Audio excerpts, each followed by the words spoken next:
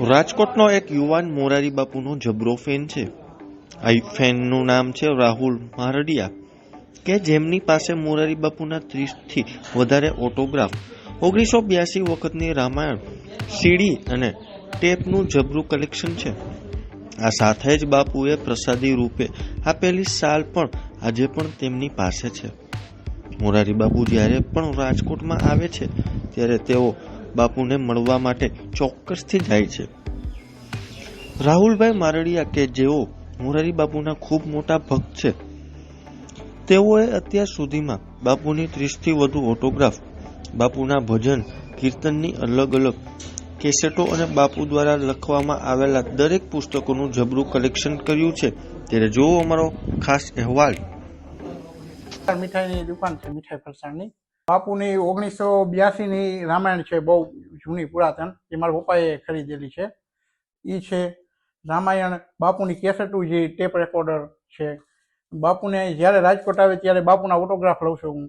એ મારી પાસે 30 જેટલા ઓટોગ્રાફ છે બાપુના. બાપુને જ્યારે કથા હોય, જ્યાં લાઠીમાં, જુનાગઢમાં, ગોંડલમાં, ત્યાં બધી કથામાં હું જાઉં એક દી, અને પછી ઉતારે જાઉં જુનાગઢ, તો બાપુને રામનામી આપેલી ઓઢાડેલી છે બાપુએ મને, અને મને મારા પપ્પાને બેને ઓઢાડી હતી રામનામી બાપુએ. અને રાજકોટ પણ ઉતારે ગયા હતા 2012માં કથા હતી ત્યારે. એટલે બાપુ જ્યારે રાજકોટ આવે ત્યારે મળી છીએ, અને મળતા રહી છે. હા, બાપુ આપે છે. હેમુગઢી હોલમાં આવતા હોય કોઈ કાર્યક્રમમાં, કોઈ ગમે ત્યારે. મેં એક્ટિવા ગાડી લીધી હતી નવી, તો બાપુ બીજે દિવસે આવતા હતા. એટલે બાપુના અહીંથી જ મેં રામ લખાયું. બાપુને કીધું આમાં લખી દો. બાપુ આવ્યા હતા.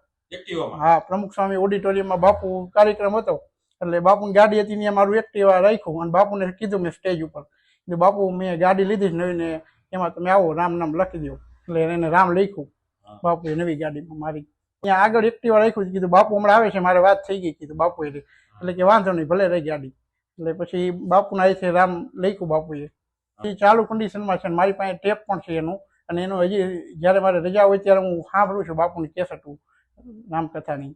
જે અવાજ છે ને બાપુના, જે 40-50 લોકો બાપુને સાંભળતા નહીં, જ્યારે 40-50 માણસો, ત્યારે બાપુ કથા કરતા, એવા સમયની કથા છે. જ્યારે પક્ષીના અવાજ એમાં આવે છે, એ રેકોર્ડ થયેલા બાપુની કથામાં. જે વૃક્ષ નીચે બેસીને બાપુ કથા કરતા હોય, એવી કથામાં એમાં રેકોર્ડ થયેલા છે. એ બહુ બાપુનું છે, સાંભળવા જેવું બધી. બાપુ જુનાગઢમાં એક માનસ રૂખડ હતી, માનસ નાગર હતી કથા, અને એક 2016માં માનસ રૂખડ કથા હતી, ત્યારે પણ ગયા હતા. ત્યારે આપેલી બાપુએ પ્રસાદી રૂપે, અને બાપુએ 500 રૂપિયા આપેલા, ચાલ્યો પ્રસાદી રૂપે રાખો. બાપુ પ્રત્યે એટલી લાગણી છે, એટલે બાપુને મળવાની એમ થાય કે જવું જ છે, એટલે જાઉં બાપુને મળવા. ઉતારે બપોર પછી હોય બાપુ ઉતારે, એટલે મળે, પછી બેહું ને પછી બાપુ આપે પ્રસાદી રૂપે.